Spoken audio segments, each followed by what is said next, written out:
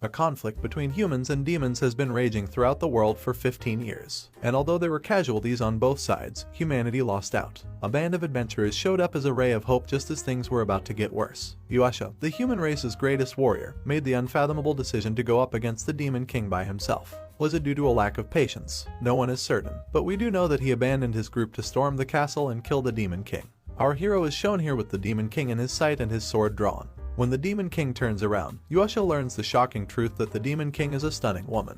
He then yells, "Are you the Demon King?" The long war with the demons ends here. She says, "Hello, hero," and he can't believe what he's seeing. "Who are you?" Yuasha yells, insisting that she can't be the Demon King. She responds that she is the Demon King that he was looking for. Of course, if she's the Demon King, why is she a woman? The Demon King explains that she is the 43rd holder of the title and that it is just a custom that has been passed down. The Demon King decides to reveal her crest as evidence because Yuasha still doesn't believe her, even though they even refer to her as the Ruby Eyes. Her crest is only visible in her cleavage, which is unfortunate or fortunate for Yuasha. Yuasha retreats but later maintains his position. He is the hero, and he must put an end to the Demon King's rule. It didn't matter whether she was a woman or not. He's got work to do. Then Ruby Eyes assures him that even if Yuasha swings his sword at her, she will simply avoid it and say hello to him once more. This worries our hero to the core. Why is she so composed? The Demon King now informs him that she has been anticipating Yuasha for a very long time. She spreads her arms open and declares her desire for Yuasha as the Demon King declares, "Let the curtains rise on the first and perhaps last play of our hero and the Demon King." Yuasha quickly rejects her and tells her not to be a fool after she says, "You will be my hero." The Demon King is not going to let them get away just because she is a pretty girl who likes him because so many nations have fallen because of him. He tells her that there was once a green, lush land that perished because of the way the demons darkened the sky. This is quickly refuted by the Demon King, who claims that a country with dark skies will cut trees and turn them into coal. They ruin their country. The Demon King assumes that Yuasha has never heard of the term pollution, which leaves him in a state of confusion. Yuasha warns her to stop playing games and claims that the Tin's country minister was possessed by demons. The Demon King sighed in response to this. Of course, if you do something bad and get caught, demons will start brainwashing you. Typical. Politicians frequently use it to clean their hands of dirt. The demon's mass murder of hundreds of people during the conflict with the southern nations is then brought up by Yuasha. He witnessed that firsthand. Although there were casualties, according to the Demon King, Yuasha claims that it was necessary because demons are by nature evil. Yuasha presents the Demon King with the scroll, which contains an economic analysis of the war as he approaches her, saying to him in response to his rants, "Who decided that? Then perhaps you ought to have been God." Yuasha is fixated on this. Yuasha doesn't even understand what economics is, the Demon King realizes. Does she need to complete every task here? For the Central Nations, in particular, war is a lucrative industry, given that they lacked agriculturally productive land and were therefore forced to continue fighting. The Central Nations' investments in one kingdom's military helped it emerge from ruin. The Demon King disagrees with Yuasha's claim that the Central Nations give donations while receiving nothing in return because they do so out of altruism. The Demon Queen reveals over tea that security is what war provides for the Central Nations. Considering that the Central Nations appear to be far removed from the chaos of war, Yuasha realizes that there may be some truth to this. The Demon King forces Yuasha to hold a mysterious lamp that will reveal to them his memories to support her assertion. The lamp takes them back to a time when Yuasha was a child and went to opulent balls every night while the war was still going on. He enjoyed lavish parties and delectable food because of the war, the Queen notes. The economy will suffer if the war is over, and many people will lose their jobs. The Queen continues as she discloses yet another ongoing issue as they return to the castle. However, the authorities wanted to appear that these fatalities are the result of demonic illness. Hearing this information makes Yuasha heartache, but she still doesn't accept it as true. And to make things fair, the Queen uses the magic lamp to let him see what's going through her mind.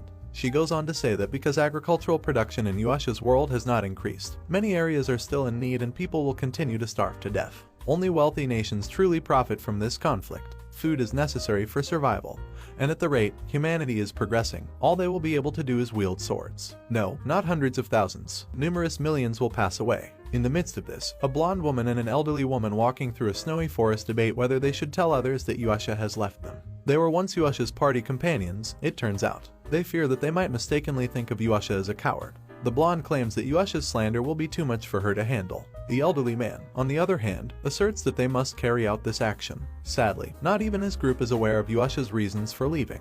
The blonde girl is only able to scream in anger. If the demon wins, they will establish colonies and enslave humans, the Demon King continues. Their interests will diverge from their own.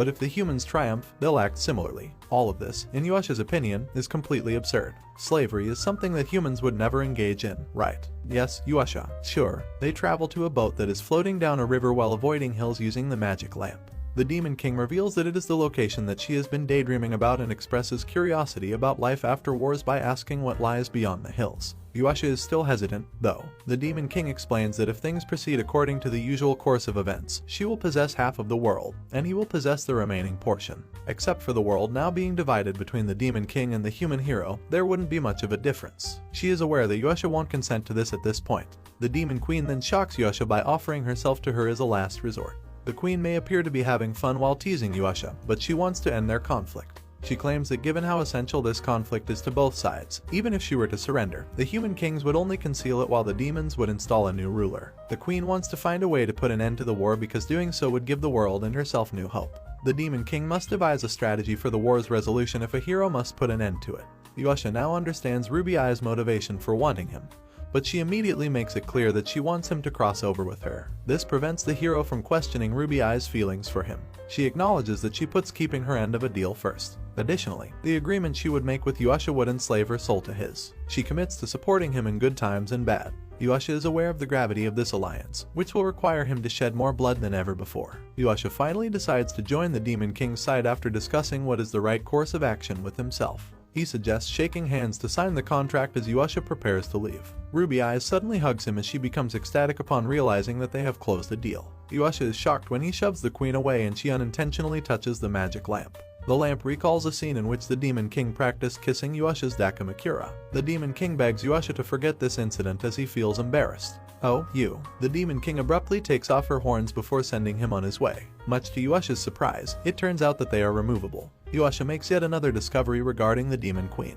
The Demon King and Yuasha visit a small human village to begin testing a strategy for putting an end to the war by making life better for the locals. The headmaid, who has worked for the Demon King since she was a young girl, welcomes them. The headmaid had a mansion ready for them, where they settle. The village elder had been informed of their arrival, according to the headmaid. The villagers have been told the Demon Queen is a scholar of divinity who came to study and instruct locals in new agricultural techniques to protect the identity of the Queen and Yuasha. The headmaid is instructed by the Queen that evening to spread a rumor that she and Yuasha were badly hurt during a fight. Some have already assumed that Yuasha fled. The Demon King intends to remain in the community for a year and will make every effort to come up with a solution during that time. The following day, they go out and explore the area and find that the wheat that was planted in the same field has reduced the fertility of the soil. As a result, the villagers alternate their crops in the fields between summer, winter, and a year of rest. To provide the livestock with year-round food, the Queen wants to suggest a 4-stage crop rotation that includes a field of barley, clover, wheat, and turnips. Although the Demon Queen has many suggestions for how to assist the villagers, improving land management ought to be their top priority. Sadly, the village elder is still not enthused about the idea. The Demon King and Yuasha unwind together that evening by the fire. While walking through the fields, the Demon King exhibits her intelligence and grace like a real person of noble birth. She, however, transforms into a shy girl in front of her crush when she is left alone with Yuasha. The Demon King is having trouble communicating with him because she is afraid of being misunderstood. She gathers the courage to ask Yuasha to sit on her lap after Yuasha encourages her to say it out loud. Surprisingly, Yuasha quickly concurs, saying that the king can do whatever she pleases with him because he is hers. The Demon Queen is motivated to act on her long-held desire after hearing this. She approaches his face slowly. The horse neighs frantically just as she is about to kiss him, alerting Yuasha. Someone might be waiting outside.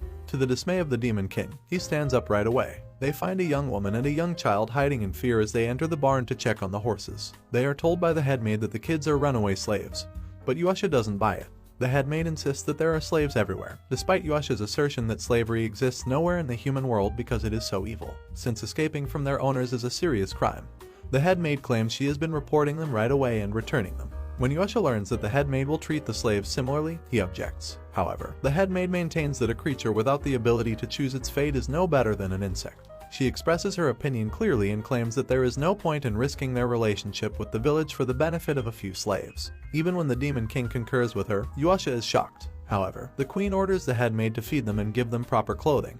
demonstrating little regard for the underprivileged kids. After that, the slaves are dressed properly and are enjoying the delicious bread as if they haven't eaten in days. The young lady thanks the queen and Yuasha for their generosity after she finishes her meal. She begs the Demon King to postpone their plan to report them despite her hesitation.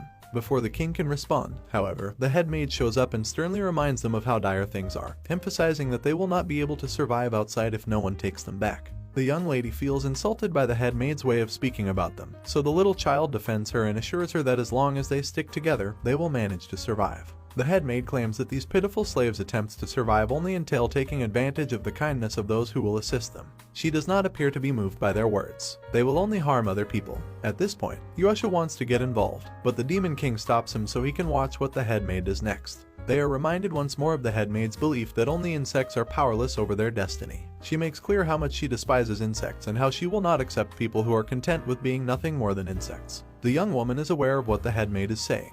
If you want to be treated like a human, don't behave like an insect. The head maid then instructs them on how to apologize politely in a quieter voice, not as slaves or beggars, but as fellow humans. She teaches the young woman to curtsy as a polite way to ask for favors. It turns out that the head maid is teaching them a lesson about how to treat themselves as humans rather than trying to look down on them.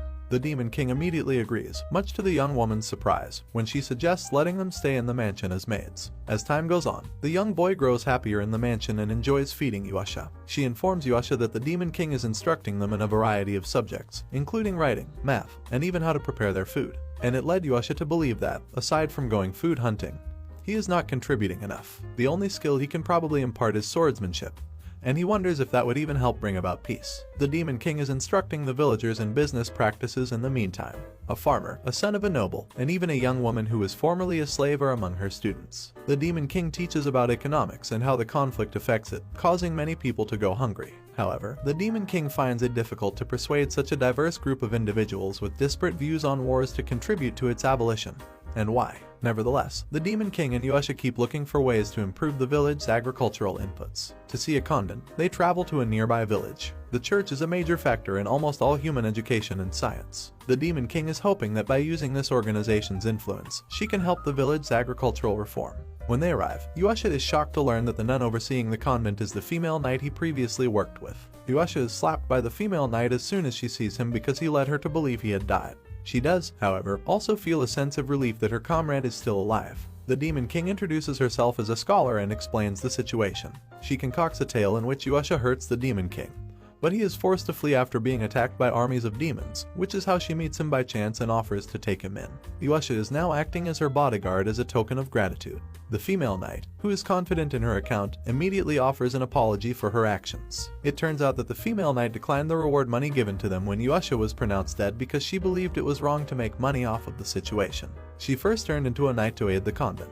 The Demon King observes Yuasha's worried expression as the female knight details everything that occurred after Yuasha vanished. One of their fellow knights, the mage, refused the reward and even traveled to the demon city to engage in combat alone, according to the female knight. Yuasha is taken aback, but when he sees that the female knight is still feeling guilty, he admits everything and tells her that he has another reason for visiting the convent with the scholar. The Demon King then asks the convent for assistance with the project using the potatoes the village grows as a result of the agricultural project. The female knight acknowledges that the convent won't be able to assist if they need financial assistance, though. The Demon King requests that they teach the villagers new, more productive agricultural techniques in exchange for any financial assistance that they can provide. The Demon King thus manages to win the convent's support for their reform. Months later, when the Demon King discovers Yuasha packing his things in secret in the middle of the night, she recognizes that he is searching for mage in the demon realm because he is worried about her. The Demon King is envious and worried that Yuasha is leaving for a female comrade, but she has no plans to stop him. Instead, she gives him protective gear and a list of trustworthy leaders. Yuasha begs the Demon King for a loving farewell before departing, but he grants it reluctantly. The headmaid encourages the Demon King to make the first move because they haven't even held hands in months. The Demon King acknowledges how uncomfortable she finds Yuasha's friendship with the female knight and the mage. Yuasha is surprised by this frankness, to say the least. The shy Yuasha only gives her a forehead kiss as the Demon King leans in to request a kiss, which infuriates the king. Yuasha abruptly transports and vanishes in the span of a single eyelid. Their farming experiment has advanced considerably more than their relationship.